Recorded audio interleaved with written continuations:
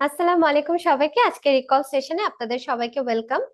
আজকের সেশনটা আমরা করছি হলো 2022 সালের এমআরসিওজির যে দুইটা সেশনের কোয়েশ্চেন ছিল, সে কোয়েশ্চেনগুলো আমরা অ্যাকুমুলেট করে আপনারা জানেন যে আমাদের একটা রিকলের একটা বই আছে, সে বই অনুযায়ী কিছু জিনিস আমরা ডিসকাস করব। সাধারণত অনেকগুলা কোয়েশ্চেনই কিন্তু আমরা আজকে একটু ডিসকাস করব। দেখবেন যে কিছু জিনিস বারবার আসে, এমনও আছে যে 2022-এর জানুয়ারির সাথে জুলাইয়ের কোয়েশ্চেনেও কিছু কিছু অনেকখানি মিল, অনেকটাই হুবহু চলে আসে কোয়েশ্চেন গুলো।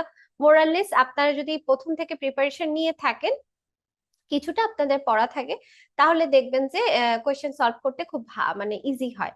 রিকল সেশনে যখন আপনারা রিকল সলভ শুরু করবেন, সিস্টেম হচ্ছে সবার আগে কিন্তু আপনার একবার করে সবগুলা টপিক পড়ে আসতে হবে।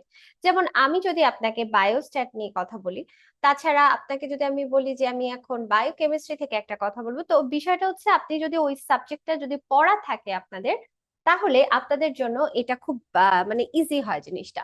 তো রিকল সলভ করার আগে আপনাদের মাথায় থাকতে হবে যে রিকল সলভের আগে আমাদের কিন্তু একবার করে সবগুলো একটু শীট বা টপিক আমাদের একবার করে হলেও পড়ে যেতে হবে। ওকে, আচ্ছা, চলেন আমরা হচ্ছে আজকে রিকল সলভ শুরু করব। তো বিষয়টা হচ্ছে আমরা 2022-এর জানুয়ারির কোয়েশ্চেন গুলার সাথে আপনি যদি দেখেন যে আমাদের এমআরসিওজির যে জানুয়ারির 22 এই কোয়েশ্চেন গুলা অনেকটাই মানে অ্যাকুমুলেট করা গেছে, কম্পাইল অবস্থায় পাওয়া গেছে, কিন্তু জুলাইয়ের প্রশ্নগুলা কিন্তু অনেকটা কম্পাইল করা ছিল না। আপনারা যারা দেখেছেন আপনারা অলরেডি জানেন যে এগুলো কেমন একটা মানে খাপছাড়া টাইপের করে লেখা।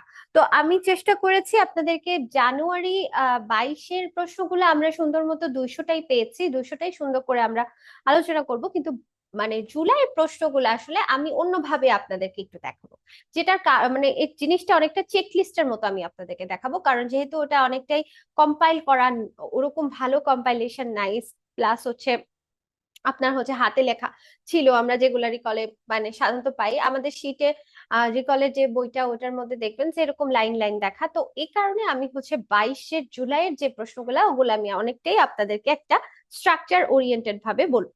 তো আসেন আমরা প্রথমে জানুয়ারিটা সলভ করি, যেহেতু আজকে আমাদের একটা বড় একটা সেশন হতে যাচ্ছে। তো আমরা চেষ্টা করব যে 2.5 ঘন্টার মধ্যে এটা যেন 2-2.5 ঘন্টার মধ্যে শেষ হয়। তো সেজন্য আমি ধরে নিচ্ছি আপনাদের কিন্তু একটা সব মানে টপিকে আপনার ভালো নলেজ আছে। তো এই যে আপনাদের যে nerve root of ilio inguinal nerve, এটা নিয়ে যদি আমি একটু কথা বলি, তাহলে আমাদের বিষয়টা হচ্ছে এই ছবিটা যদি আমরা একটু দেখি, যে আমাদের হচ্ছে নার্ভ রুটটা দেখেন, এই যে লাম্বার, এই লাম্বার থেকে আমাদের হচ্ছে আসছে ইলিও ইঙ্গুইনাল এবং ইলিও হাইপোগ্যাস্ট্রিক। তো বিষয়টা হচ্ছে আমার প্রশ্ন যদি থাকে যে নার্ভ রুট, তখন আপনার এরকম কিছু অপশন থাকবে। দেখেন এখানে কিন্তু আপনার T12 থেকেও কিছু অংশ আসে, বাট মোস্ট অফ দ্য ক্ষেত্রে আমরা কিন্তু বলবো L1। তাই জিনিসটা হচ্ছে আমার নার্ভ রুট, তারপর প্লেক্সাস গুলা খুব ভালো করে আপনাকে জানতে হবে। স্যাক্রাল প্লেক্সাস, লাম্বার প্লেক্সাস এবং ব্রাকিয়াল প্লেক্সাস রুট ভ্যালু গুলো ইম্পর্টেন্ট, যেমন সাইটিক নার্ভের রুট ভ্যালু, তাছাড়া আপনার হচ্ছে পুডেন্টাল নার্ভ, এগুলো খুব ইম্পর্টেন্ট। যেমন ধরেন এই যে এখানে দেখেন ফিমোরাল যে নার্ভটা আমরা দেখতে পাচ্ছি, আর অবটুরেটর, ফিমোরাল আর অবটুরেটর এই দুজনের রুট ভ্যালু কিন্তু একদম সেম, কিন্তু একজন পোস্টেরিয়র ডিভিশন থেকে আসে, একজন অ্যান্টেরিয়র ডিভিশন থেকে আসে।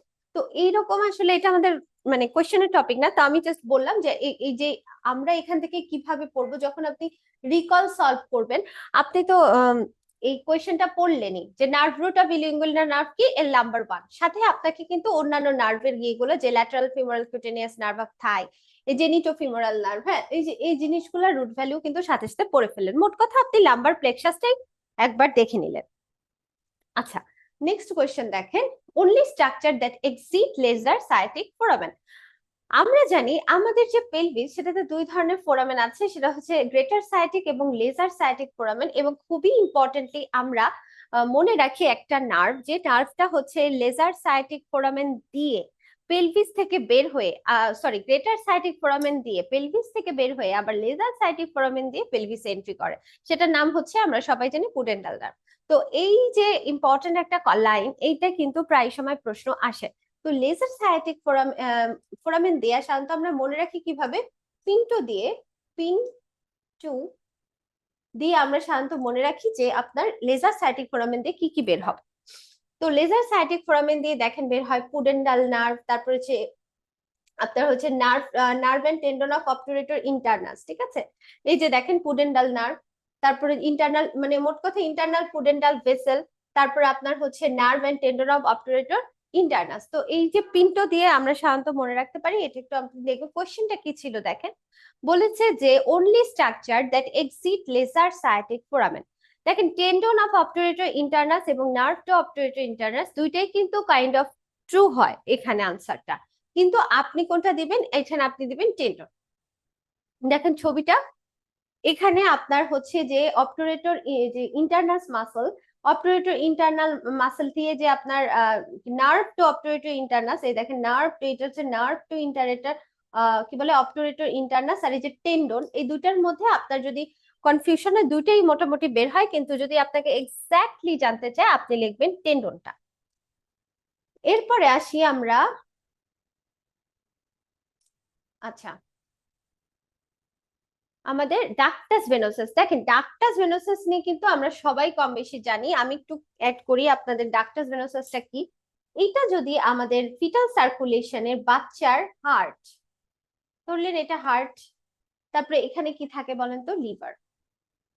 এই যে লিভার, লিভার দিয়ে যখন বাচ্চার আম্বেলিকাস থেকে কি আসে, আম্বেলিকাল ভেইন, আম্বেলিকাল ভেইন আসলো, এসে এখানে আপনার এখান থেকে আসলো পোর্টাল ভেইন, পোর্টাল ভেইনের সাথে ও কমিউনিকেট করে ও কোথায় যাবে, আমাদের রাইট অ্যাট্রিয়ামে যাবে।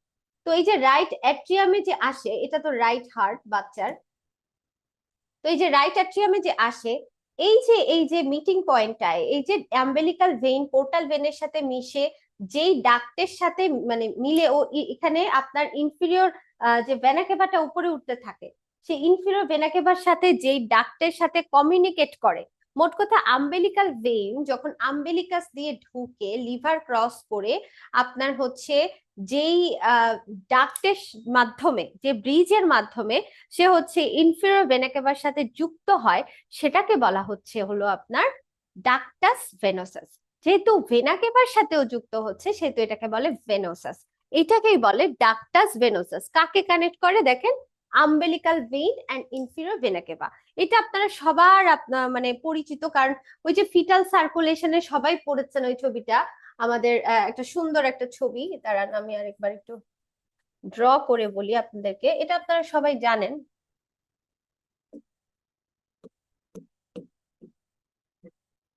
আচ্ছা এটা হলো, আপনি দেখেন এখানে আমাদের বলছে যে ডাক্টাস ভেনোসাস, তাহলে কিভাবে দাঁড়ান, হ্যাঁ, তাহলে এইটা যদি হয় আপনার হচ্ছে আমাদের রাইট, এই হলো আমাদের হচ্ছে রাইট হার্ট, হ্যাঁ। তারপরে এখান দিয়ে কে আসে নিচ থেকে, এখান থেকে উঠে হলো ইনফিরিয়র ভেনা কেভা, এইভাবে আসে, তাই না, সিম্পল জিনিস। এখন আপনার বাচ্চার ক্ষেত্রে কি হয়, যে আম্বেলিকাস থেকে আম্বেলিকাল ভেইন আসে, আম্বেলিকাল ভেইন এসে ও এখানে তো লিভার থাকে, লিভার থাকে, তো লিভারটাকে ক্রস করে ও একটা ডাক্টের মাধ্যমে এই যে ইনফিরিয়র ভেনা কেভার সাথে যুক্ত হয়, এইটাকে বলে ডাক্টাস ভেনোসাস। এই ডাক্টাস ভেনোসাস তাহলে কাকে কাকে কানেক্ট করছে, দেখেন আম্বেলিকাল ভেইন কে কানেক্ট করছে আর ইনফিরিয়র ভেনা কেভাকে কানেক্ট করছে। তো এটা খুবই সোজা প্রশ্ন, এটা আসলে আমি মনে করি যে বেশ মানে জিনিসটা মানে আনসার করা বেশ ইজি, কারণ হচ্ছে যে আপনার এটা চোখে ভাসার মতোই একটা ছবি, কারণ ফিটাল সার্কুলেশন কিন্তু আমরা ছোটবেলা থেকে খুব ভালো মতো পারি। এখন আসেন আমরা নেক্সট কোয়েশ্চেনে যাব, অ্যালানটয়েস। দেখেন অ্যালানটয়েসটা কি, এই যে ছবিটা দেখতে পাচ্ছেন, এটা যদি হয়, এটা এই বাইরের যে এই যে এইটা, এই যে এগুলা ছোট ছোট যে ভিলাই দেখতে পাচ্ছি, এগুলো হচ্ছে আপনার ট্রফোব্লাস্টিক ভিলাই, সাইটোট্রফোব্লাস্ট থেকে ভিলাই গুলা, এই যে এটা হচ্ছে ম্যাটারনাল ডেসিডুয়া, সেখানে হচ্ছে ভিলাই গুলা দিয়ে ইমপ্ল্যান্টেশন হয়, এটা হচ্ছে এটাকে বলে ইমব্রায়োব্লাস্ট, আর এটাকে বলে হচ্ছে বাইরের শেলটাকে বলে ট্রফোব্লাস্ট। ট্রফোব্লাস্টের মধ্যে এই যে আপনি দেখতে পাচ্ছেন এই অংশটা, এটাকে বলে অ্যালানটয়েস, যেটা কিনা একদম নিচের দিকে থাকে, মানে মোট কথা একদম লেজের মতো থাকে, এটাকে বলে অ্যালানটয়েস। তো এটা যেহেতু একদম মানে ভেতরের জিনিস, গাটের একটা অংশ, এখান থেকে পরবর্তীতে রেকটাম অ্যানাল ক্যানালের কিছু অংশ তৈরি হয়, তো এই জায়গাটাকে তখন বলা হচ্ছে হলো অ্যালানটয়েস। তো এই জন্য অ্যালানটয়েসটা দেখেন, আমরা জানি যে গাট কিন্তু ভেতরে থাকে এবং গাটের বেশিরভাগ অংশই কিন্তু আসছে আমার এন্ডোটার্ম থেকে, তাহলে অ্যালানটয়েসও কিন্তু ওইটারই একটা অংশ। যদি ছবিটা আরেকবার আমরা দেখি, যে দেখেন এখানে একদম হাইনগাটের এই অংশটা তৈরি হয় অ্যালান্টয়েস থেকে, এবং অ্যালান্টয়েস আপনার হচ্ছে আসে কোথা থেকে? এটা আসে হচ্ছে আমাদের এন্ডোডার্ম থেকে। ওকে, এখন আসেন পিসিও। পিসিও যে প্রশ্নটা, এটা আসলে ইনফিনিটি স্টার একটা টপিক, এবং পিসিও কিন্তু one of the leading cause of secondary amenorrhoea in our country. এবং আমরা সবাই জানি যে একটা নর্মাল পপুলেশনে আপনি পিসিওর ইনফার্টিলিটির কতটুকু আপনার ইয়ে থাকে পার্সেন্টেজ, সেটা থাকে হচ্ছে আপনার 10 থেকে 15% ইনফার্টিলিটির পেশেন্ট আপনি পাবেন। কিন্তু পিসিও পেশেন্টদের মধ্যে, মাং পিসিও পেশেন্ট আপনার 30% পেশেন্টই কিন্তু ইনফার্টাইল। বুঝতে পারছেন? তাহলে এটা হলো আপনার পিসিওর ক্ষেত্রে আমাকে যেটা প্রশ্ন করা হয় যে পিসিও জিনিসটাতে কি বাড়ে কি কমে। পিসিওর সব থেকে ইম্পর্টেন্ট ক্রাইটেরিয়া হচ্ছে তিনটা। আমরা জানি রটারডেম ক্রাইটেরিয়া অনুযায়ী পিসিও কে আমরা তিনটা ভাগে ভাগ করতে পারি। সেটা হচ্ছে, প্রথম কথা হচ্ছে এখানে অলিগোমেনোরিয়া অথবা অ্যামেনোরিয়া থাকবে। দ্বিতীয় কথা হচ্ছে এখানে আপনার, খুব ভালো মতো শুনেন, এখানে হচ্ছে অলিগো অথবা অ্যামেনোরিয়া থাকবে, হাইপার অ্যান্ড্রোজেনিজমের ফিচার থাকবে। হাইপার অ্যান্ড্রোজেনিজমের ফিচার মানে কি? একনি হার্সুটিজম, ওকে, অথবা অ্যালোপেশিয়া। তো এগুলো হচ্ছে এক থাকবে। এবং থার্ড হচ্ছে আপনার আলট্রাসোনোগ্রাফিতে পলিসিস্টিক ওভারিয়ান সিনড্রোম থাকবে। তাহলে দেখেন আমার কি কি থাকছে আমার পিসিওতে। পিসিও পেশেন্টের ক্ষেত্রে কিন্তু আমার হাইপার অ্যান্ড্রোজেনিজম, অলিগোমেনোরিয়া অথবা অ্যামেনোরিয়া, সাথে সাথে আপনার কি থাকবে? আমার থাকবে হচ্ছে আহ বিসিও মানে পলিসিস্টিক ওভারি। তাহলে পলিসিস্টিক ওভারির মরফোলজি বলে এটাকে পিসিওএম, প্লাস হচ্ছে অলিগোমেনোরিয়া, সাথে আপনার হাইপার অ্যান্ড্রোজেনিজম। এই তিনটা ক্রাইটেরিয়াকে বলা হয় রটারডেম ক্রাইটেরিয়া। এবং রটারডেম ক্রাইটেরিয়ার মধ্যে তিনটার মধ্যে যদি কারো মধ্যে আপনি দুইটা পেয়ে যান, তখন আপনি খুব ভালো মতো লিখতে পারবেন ডায়াগনোসিস হচ্ছে পলিসিস্টিক ওভারিয়ান সিনড্রোম।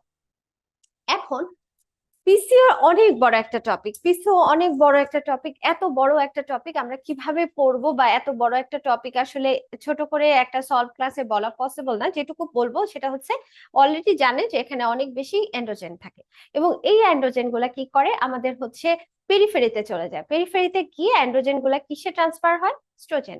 এই জন্য এই পিসিওতে আপনার ইস্ট্রোজেন অনেক বেশি থাকবে। সেকেন্ডলি, আপনার হাইপার অ্যান্ড্রোজেনিজম থাকে, এবং এই জন্য হাইপার ইস্ট্রোজেনিজম হয়। এবং এই ইস্ট্রোজেন গুলা কি করে? আমরা জানি ইস্ট্রোজেন এফএসএইচ মানে ফলিকল স্টিমুলেটিং হরমোনকে ইনহিবিট করে, যার কারণে আপনার ফলিকল গুলা ডেভেলপ হতে পারে না এবং অ্যানোভুলেশন হয়, এবং যার কারণে পেশেন্টের ইনফার্টিলিটি হচ্ছে। তো আমাদের পিসিও ক্ষেত্রে ইস্ট্রাডিওল অবশ্যই বেশি থাকবে, এবং এদের হচ্ছে সেক্স হরমোন বাইন্ডিং যে গ্লোবুলিন, যে কিনা আপনার অ্যান্ড্রোজেনকে মানে বাইন্ডেড অবস্থায় রাখে, সেই সেক্স হরমোন বাইন্ডিং গ্লোবুলিনের পরিমাণ অনেকাংশে কমে যাবে। তাহলে আমাদের পিসিওতে কমে যায় কি কি? পিসিওতে কমে যায় হচ্ছে আপনার sex hormone binding globulin, leptin. কারণ লেপটিনটা কি? লেপটিন রেজিস্ট্যান্স হয়। লেপটিন রেজিস্ট্যান্সের কারণ, বা লেপটিন কাজ করতে পারে না, লেপটিন শরীরে কমে যায়। লেপটিন হচ্ছে আমাদের স্যাটিয়েটি হরমোন। তো লেপটিন যদি কারো শরীরে কম থাকে, তাহলে কি হবে? পেশেন্ট অনেক বেশি খাবে, সে ওবিস হয়ে যাবে। ওবিস হয়ে যাওয়ার কারণে কি হবে? এই ওবেসিটির কারণে পেশেন্ট হচ্ছে আপনার বেশি বেশি ফুড ইনটেক করতে করতে এই ওবেসিটি থেকে মেটাবলিক সিনড্রোম, সেখান থেকে আপনার লিভার থেকে ইনসুলিন রেজিস্ট্যান্স, এবং এই এক্সট্রা ইনসুলিন গুলা কি করে? সেক্স হরমোন বাইন্ডিং গ্লোবুলিনকে কমায় দেয়। তাহলে সেক্স হরমোন বাইন্ডিং গ্লোবুলিন যখন কমে যাচ্ছে, তখনই কিন্তু আপনার এই যে ফ্রি অ্যান্ড্রোজেন বেড়ে যায়। কারণ অ্যান্ড্রোজেনকে ধরে রাখা হচ্ছে সেক্স হরমোন বাইন্ডিং গ্লোবুলিন। যখন ফ্রি অ্যান্ড্রোজেন কমে যায়, তখনই কিন্তু আপনার সমস্যাটা হয়। তখন হচ্ছে আপনার ফ্রি অ্যান্ড্রোজেন যখন বেড়ে যায়, কারণ এটাকে ধরে রাখে হচ্ছে sex hormone binding globulin. Insulin করে কি? সেক্স হরমোন বাইন্ডিং গ্লোবুলিনকে ইনহিবিট করে, যার কারণে আপনার সেক্স হরমোন বাইন্ডিং গ্লোবুলিন অনেক কমে যায়, এবং হচ্ছে যে ফ্রি টেস্টোস্টেরন বা এন্ড্রোজেন অনেক বেড়ে যায়। এই ফ্রি এন্ড্রোজেন গুলা পেরিফেরিতে গিয়ে ইস্ট্রোজেনে ট্রান্সফার হয়, এবং হাইপার ইস্ট্রোজেনিক ফিচার হয়, এবং এই ইস্ট্রোজেন গুলা এফএসএইচ কে ইনহিবিট করে, যার কারণে অ্যানোভুলেশন এবং ইনফার্টিলিটি হচ্ছে। এটা একটা ভিশিয়াস সাইকেলের মতো আর কি। তাহলে দেখেন এখানে আপনি কোন জিনিসটা ট্রু পাবেন? ইনসুলিন বেশি থাকবে, ইস্ট্রাডিওল বেশি থাকবে, sex hormone binding globulin, leptin কম থাকবে। কিন্তু আমরা কিন্তু এই সি নাম্বারে দেখেন ছাড়া আর কোনোটা মিলাতে পারছি না। সাধারণত ইনসুলিন হাই থাকবে, হাই, ইস্ট্রাডিওল বেশি থাকবে, ঠিক আছে, সেক্স হরমোন বাইন্ডিং গ্লোবুলিন দেখেন এখানে বেশি, এখানে বেশি, তাহলে এটা মিললো না, এটা মিললো না, এটা মিললো, তবে ইস্ট্রাডিওল কিন্তু একটু বেশি থাকবে। তাই হোক, এটা আমার কাছে ট্রু মনে হচ্ছে, যেহেতু আমাদের কাছে এই কয়টা অপশনই আছে। তাহলে আপনি জাস্ট জেনে রাখেন যে এই পিসিওতে ইনসুলিন এবং ইস্ট্রাডিওল বেশি থাকবে, আর sex hormone binding globulin, leptin plus progesterone, progesterone কমে যাবে। পিসিইউতে, কারণ প্রজেস্টেরন আসে হচ্ছে কর্পাস লুটিয়াম থেকে। তাহলে কর্পাস লুটিয়াম তখনই তৈরি হবে যখন ওভুলেশন হবে। তাহলে ওভুলেশন যখন হবে না তখন কর্পাস প্রজেস্টেরন আসবে না, এই কারণে আপনার প্রজেস্টেরন পিসিইউ পেশেন্টদের কমে যায়।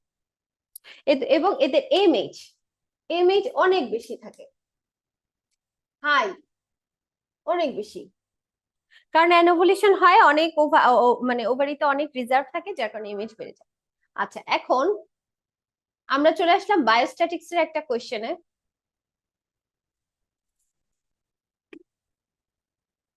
সেটা হচ্ছে আমাদের বায়োস্ট্যাটিক্স এর এই কোশ্চেনটা হচ্ছে অডস রেশিও নিয়ে। দুইটার মোটামুটি আমাদের হচ্ছে থাকবে হলো অডস রেশিওর ক্যালকুলেশন, আপনি দুইটা পাচ্ছেন। এখানে বলেছে যে odds ratio is use in case of case control, there are 3 possibilities. সেটা হচ্ছে যে higher association with the disease. এখন আপনাকে বলা হয়েছে যে অডস রেশিও আমরা কিভাবে ক্যালকুলেট করি। বায়োস্ট্যাটিস্টের জন্য আমি আপনাদেরকে কিছু দিতে চাই। আমার একটা নোট আপনি দেখতে পাচ্ছেন, এটা আমার হ্যান্ড নোট। এটা হচ্ছে এক বায়োস্ট্যাটিস্টিক্স এর কিছু রুলস, দেখেন তার মধ্যে আপনার সেনসিটিভিটি। স্ক্রিনশট নিতে চাচ্ছি। ও সরি সরি, হ্যাঁ শুনেন।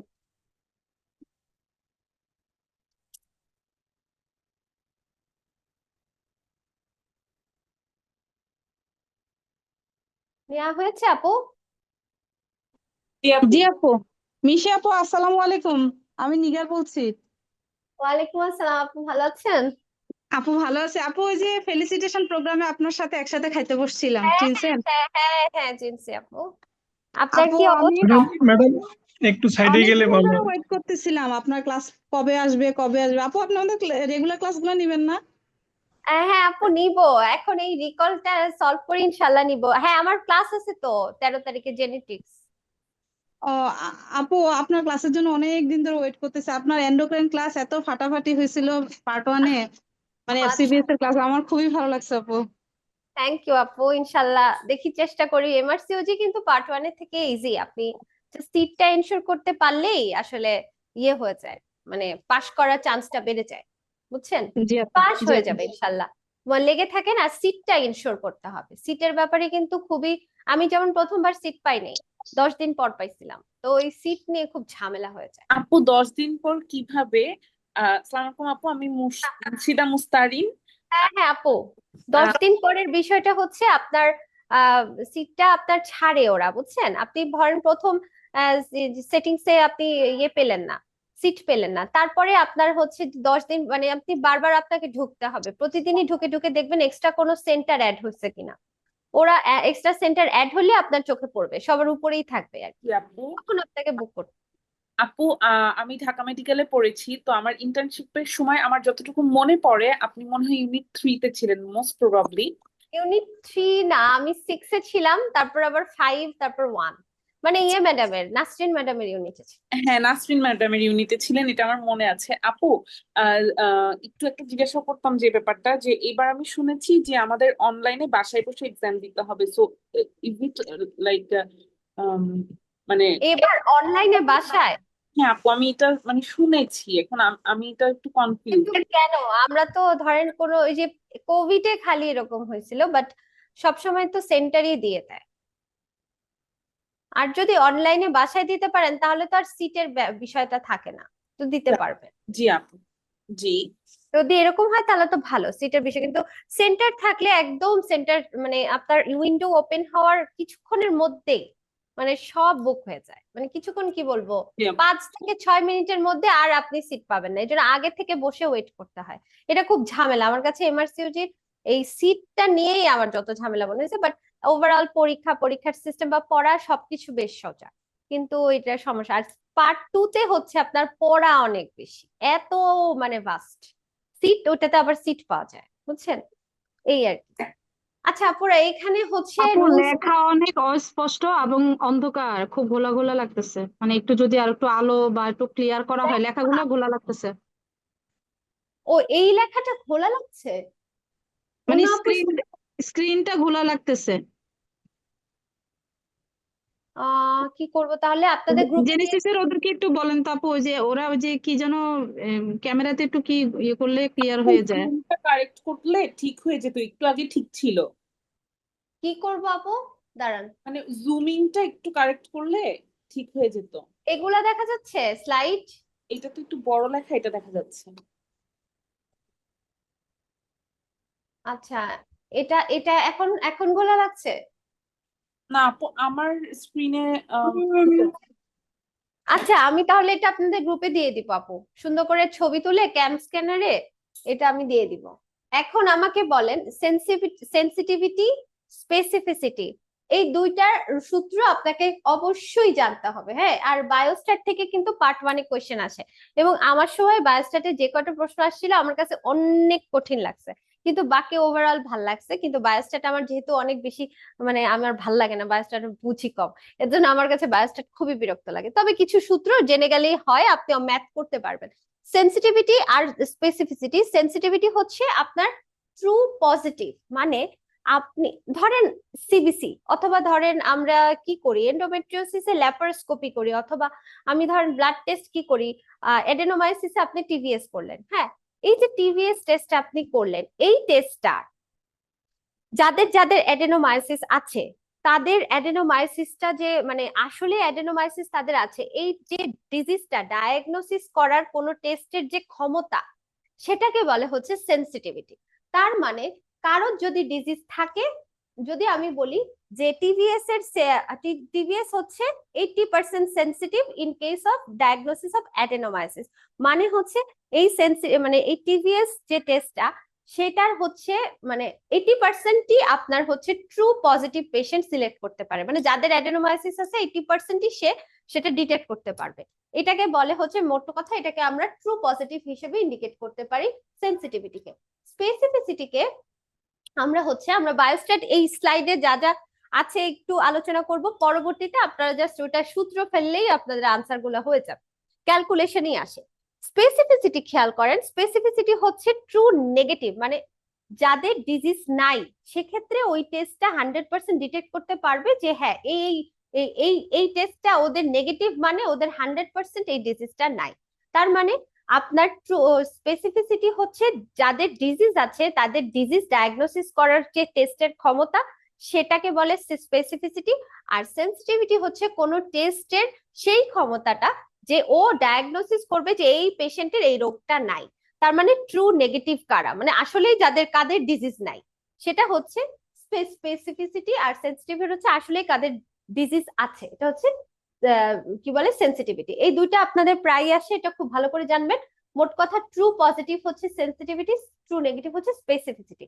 এরপরে আপনাদের পজিটিভ প্রেডিক্টিভ ভ্যালু আসে, সেম জিনিস, শুধু মনে রাখেন এই যে এখানে সূত্রটা খেয়াল করে, ট্রু পজিটিভ আর true positive plus false negative, এটা হচ্ছে ফলস, মানে পজিটিভ প্রেডিক্টিভ ভ্যালুতে সব পজিটিভ থাকবে, বুঝছেন? এই দেখেন ট্রু পজিটিভও পজিটিভ, আবার ফলস পজিটিভও পজিটিভ। এভাবে মনে না রাখলে বায়োস্ট্যাটের অঙ্ক মানে ওখানে ওখানে তো আপনাকে একটা শীট দিবে, একটা মার্কার দিবে, ওখানে আপনি অঙ্ক করতে হবে।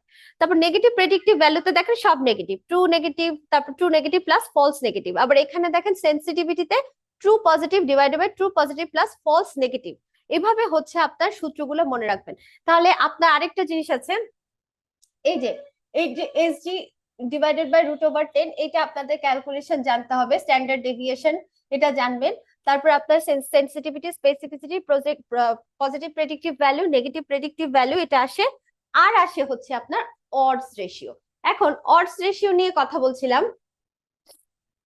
অডস রেশিওটা হচ্ছে, আমি একটু দেখাই আপনাকে অডস রেশিওটা কি। দেখেন অডস রেশিওটা হচ্ছে, আমি আমি 20টা পেশেন্ট নিয়েছি, 20টা পেশেন্টের মধ্যে 10 জন ওই অসুখে, ধরেন টিবি বা হ্যাঁ কারো টিবি হয়েছে, সে হচ্ছে ওই টিবি পেশেন্টের এক্সপোজারে ছিল 10 জন, বাকি 10 জন এক্সপোজারে ছিল না। তাহলে আপনি দুইটা ভাগ করলেন যে এরা এক্সপোজার পাইছে আর এই গ্রুপটা এক্সপোজার পায় নাই। এখন অডস রেশিওটা হচ্ছে এই যে দুইটা গ্রুপ আপনি করলেন, যারা এক্সপোজড তাদেরকে আপনি বললেন কেস গ্রুপ, আর যারা আনএক্সপোজ তাদেরকে আপনি বললেন কন্ট্রোল গ্রুপ। এই দুইটা গ্রুপের যে অ্যাসোসিয়েশনটা আমরা এখন বের করব ক্যালকুলেট করে, সেটাকেই বলা হয় অডস রেশিও। এই অডস রেশিওটা আমরা কিভাবে বের করি দেখেন, odds that a case was exposed divided by odds that a control was exposed। এখন আপনার হচ্ছে এই যে এক্সপোজ গ্রুপ আর আনএক্সপোজ গ্রুপ, এখন এক্সপোজ গ্রুপের মধ্যে কাদের কাদের অসুখ হয়েছে, কাদের কাদের অসুখ হয়নি। যাদের অসুখ হয়েছে তাদেরকে আপনি লিখলেন এ। এক্সপোজ গ্রুপের মধ্যে কিছু মানুষ 10 জনের মধ্যে ধরেন 7 জনের অসুখ হলো, মানে টিবি হলো, আর 3 জনের হলো না। তাহলে যাদের টিবি হলো এই যে 7, এখানে বসাইলেন 7, আর 3 জনের হয়নি ডিজিজ, এখানে নিলেন 3। এখন আপনি এই গ্রুপে চলে আসেন, কন্ট্রোল গ্রুপ, যাদেরকে আপনার টিবিতে কোনো এক্সপোজই করেন নাই। এখন ওই গ্রুপের মধ্যে আপনার 10 জন, তো তাদের মধ্যে দেখা যায় এমনি 5 জনের টিবি হয়েছে, যদিও তারা এক্সপোজ না, তাও ওদের ডিজিজ হয়েছে, হ্যাঁ 5 জন, আর বাকি 5 জনের ডিজিজ হয় নাই।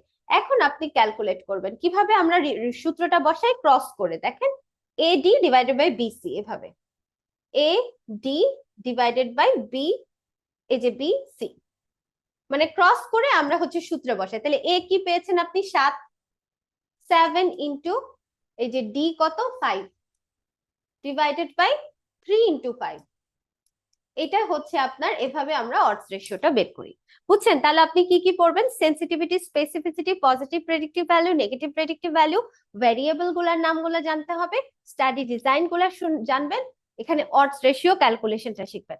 এই দেখেন এই ছবিটাতে, তাহলে ইজিলি এটা বের করতে পারবেন না? বলেন তো এটা এটা এটা কত হবে আনসার? এটা কত আপনার মনে হচ্ছে এই অডস রেশিওটা?